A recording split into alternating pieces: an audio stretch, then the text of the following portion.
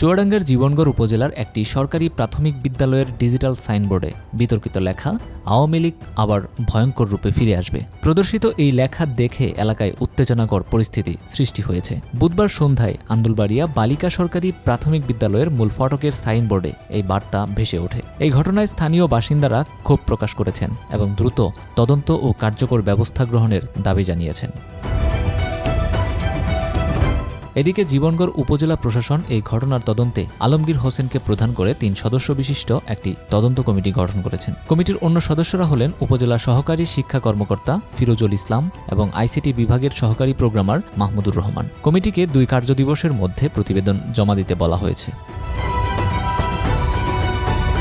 বিদ্যালয়ের ভারপ্রাপ্ত প্রধান শিক্ষক শফিকুল ইসলাম জানান, ২০১৬ সালে একটি বেসরকারি প্রতিষ্ঠান বিদ্যালয়ের মূল ফটকে এই ডিজিটাল সাইনবোর্ডটি স্থাপন করে। সাধারণত এতে শিক্ষামূলক বাণী প্রদর্শিত হতো, তবে প্রথমবারের মতো এমন উস্কানিমূলক লেখা প্রদর্শিত হওয়ায় দ্রুত সাইনবোর্ডটির বিদ্যুৎ সংযোগ বিচ্ছিন্ন করা হয়েছে। বিশেষজ্ঞদের দিয়ে এটি পরীক্ষা নিরীক্ষার উদ্যোগ নেওয়া হয়েছে।